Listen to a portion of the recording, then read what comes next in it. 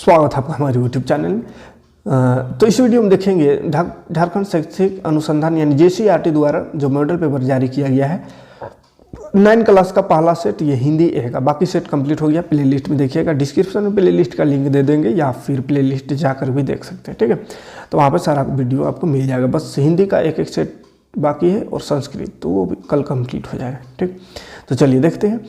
Question में आते हैं। हिंदी ए है यह है ना, यानी संस्कृत वालों के लिए।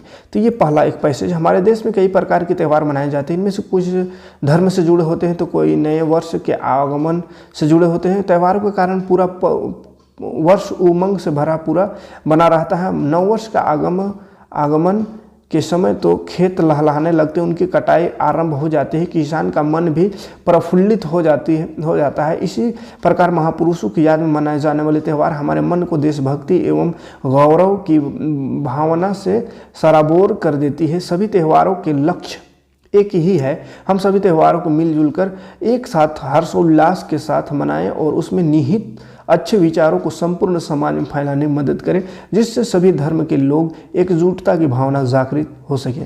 तो ये एक पैसेज। क्वेश्चन में आते हैं। कौन से त्योहारों के समान किसान आनंदित होते? कौन सा त्यौहार के समय किसान? तो नववर्ष के आगमन समय, क्योंकि फसल के कटाई जैसे अभी है ना, तो सी ऑप्शन सही होगा। कौन सा त्यौहार हमारे मन में देशभक्ति को जागृत करता है? तो महापुरुषों को याद में मनाए जाने वाले त्यौहार है, ठीक है, बी नंबर। सभी त्यौहार का लक्ष्य क्या है? तो उसमें निहित अच्छे विचारों को पूरे समाज में फैलाना ये लक्ष्य होता है। गद्यांश के लिए उचित शीर्षक दीजिए। तो त्योहारों का महत्व, त्यौहार के बारे में, तो इसका उचित शीर्षक हो सकता है त्योहारों का महत्व। उमंग शब्द का पर्यायवाची माने उसका मतलब और क्या है? तो उल्लास, उमंग उल्लास, है ना। फिर से एक पैसेज है ये। जब मैं अकेला होता हूँ मुझे मेरी माँ का प्यार याद आता है, सोचकर वक्त के उस दौर को मेरा रोम रोम हर्षित हो जाता है। ये कविता है। तो हिंदी बी वाला में भी माँ को लेकर कविता था, इसमें भी है। याद आता है जब माँ मुझे सपने में खिलाती थी, दुलारती हुई सी वह मुझे गोद में बिठाया करती थी। नाज नखरों को भी वो मेरे तब हंस हंस के उठाया करती थी। बेटा मेरा शेर बनेगा कहती हुई वो मुझे दूध पिलाया करती थी। याद आता है जब कभी मैं डरता था, ममता भरे आंचल में वो मुझे छुपाया करती थी। तो ये माँ को लेकर के कविता है। सही बात है, माँ का। तो कवि को अकेले में किसकी याद आती है? तो माँ की याद आती है, ठीक है। नाज नखरे उठाना मुहावरे का अर्थ क्या है? तो हर तरह की इच्छा को पूरी करना। अगला क्वेश्चन है। दूध पिलाते समय माँ कवि को क्या कहती है? तो बेटा मेरा शेर बनेगा कहती है, ठीक है। और वही बेटा जब जवान हो जाता है तो माई वाइफ माई लाइफ कहता है ना, और माँ बाप को छोड़ देता है। तो माँ बाप को कदर करें, है ना। पढ़ाई करने का मतलब नहीं है कि परीक्षा पास करना खाली है, इसको अमल में भी लाए, अच्छे बातों जो मिले उसको, है ना। कवि के डर जाने पर माँ क्या करती है? तो अपने ममता भरे आंचल में छुपा लेती है। प्रस्तुत कविता का उचित शीर्षक दीजिए। तो उचित शीर्षक क्या हो सकता है इस कविता का? तो माँ का प्यार हो सकता है, तो माँ का प्यार न छूटेगा भी, है ना। ममता का आंचल, माता का आंचल हो भी हो सकता है, माँ की ममता भी हो सकता है। तो तीनों तो सही है, तो उपरोक्त सभी हो सकता है, सभी। अगला व्याकरण खंड से। जो शब्दांश किसी शब्द के पहले जोड़कर उसके अर्थ को परिवर्तन कर देता है उसे कहा उपसर्ग कहते हैं। जो सबसे पहले जोड़ता है और लास्ट में जुड़ता है उसको प्रत्यय है, ठीक। तो उपसर्ग पहला ऑप्शन है। सुनारिंग शब्द में किस प्रत्यय का? प्रत्यय में लास्ट में, तो रिंग में इंग जुड़ा है, इंग रिग है, रिन है, रिन, सुनारिन। तो रिन में इन जुड़ा हुआ है, इन राष्ट्र में, तो इन हो गया प्रत्यय। आकाश का सही पर्यायवाची है गगन। सीता आम खाती है। वाक्य में नि परसर्ग के प्रयोग से कौन सा परिवर्तन होगा? तो सीता ने आम खाया हो जाएगा। ने अगर उसमें लगा देंगे तो सीता आम खाया होगा। 4 लीटर दूध में विशेष शब्द है, हमको लगा 4 लीटर वोडका बोल रहा है। 4 लीटर दूध में विशेष शब्द क्या है? तो 4 लीटर विशेष शब्द, विशेष। राम ने समय पर काम पूरा किया। रचना के आधार पर वाक्य भेद बताए। तो सरल वाक्य, सीधा काम है, सीधा वर्ड है। राम ने समय पर काम पूरा किया। मोहन ने कहानी सुनाई और सोहन हंसने लगा। रचना के आधार पर वाक्य भेद। तो इसमें 2 संयुक्त वाक्य है। मोहन ने कहानी सुनाई और सोहन हंसने लगा, तो 2 वाक्य है, तो संयुक्त वाक्य हो गया ये। 17 18 देखिए 9 2 11 होना मतलब भाग जाना, ठीक। लड़का अच्छा है। अच्छा, इस वाक्य में वचन बदल देने पर विशेषण पर क्या प्रभाव पड़ेगा? तो लड़के अच्छे हो जाए, वचन बहुवचन है, बहुवचन हो जाएगा। लड़का का बात हो रहा है एक का, तो बहुवचन बदलेंगे, लड़के अच्छे हो जाएंगे इस तरह से। विशेषण पद के द्वारा जिसकी विशेषता बताई जाती है उसे क्या कहते हैं? तो उसको विशेष्य कहते हैं, जिसकी विशेषता बताई जाती है। फिर से एक पैसेज जैसा दिख रहा है, मोको कहाँ ढूंढे बंदे मैं तो तेरे पास में, ना मैं देवल ना मैं मस्जिद ना काबे कैलाश में, ना तो कौने क्रियाक्रम में, नहीं योग बैराग में, खोजी होए तो तुरते मिलहा पल भर की तलाश में, कहें कबीर सुनो भाई साधो सब स्वामों की श्वास में, है ना। तो ये कबीर का एक दोहा है।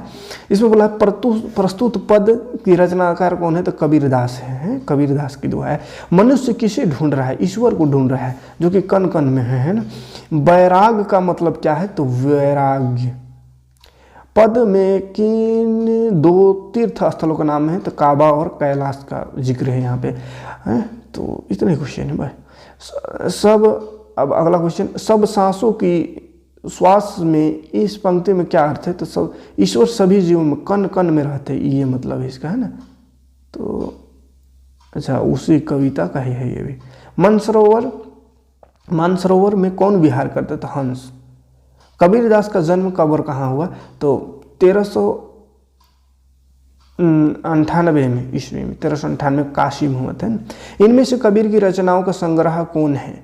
तो बाजिक है इसके रचना, बीजक, बीजक। पखा पखी का क्या अर्थ है? पखा पखी मन पक्ष विपक्ष है।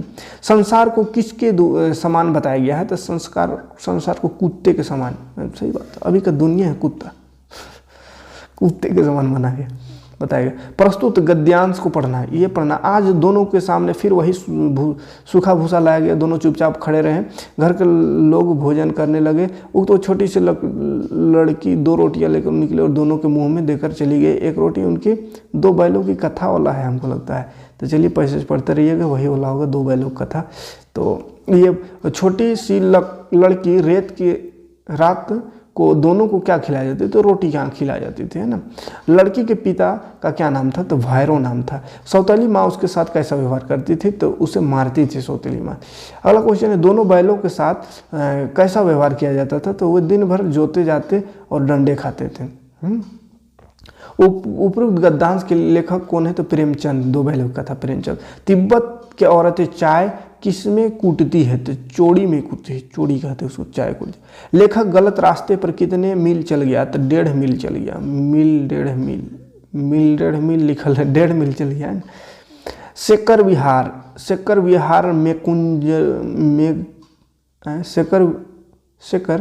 विहार मेंजूर बुद्धवचन अनुवाद में कितनी हस्तलिखित पोथियां हैं? 103 पोथियां हैं।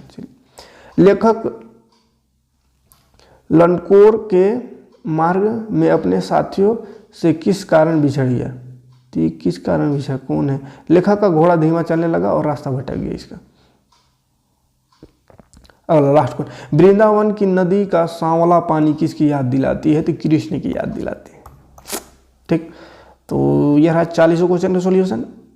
समझ में आया तो लाइक और कमेंट करिएगा। और यहाँ तक आ गए हैं तो एक बार प्लेलिस्ट जाकर देखिएगा, बहुत काम का चीज़ आपको मिल जाएगा। 6 to 10 आपको मैथ और साइंस पूरा मिल जाएगा। ठीक है, जिस भी क्लास में आप वहाँ से देख सकते हैं। और वीडियो को ज़्यादा से ज़्यादा लोगों तक शेयर कीजिए, ताकि हम इसी तरह लगातार बने रहें और आपको पढ़ाते रहें फ्री ऑफ कॉस्ट। 6 to 10 जिस भी क्लास में है आप, आपके दोस्त, आपके भाई बहन, वहाँ तक वीडियो पहुँचाइए और प्ले लिस्ट में जाकर देख लीजिए। सारा वीडियो आपको मिलेगा मैथ और साइंस का chapter wise, Jharkhand board special, पूरा झारखंडी भाषा में। ठीक, तो मिलते हैं नेक्स्ट वीडियो में। Thanks for watching.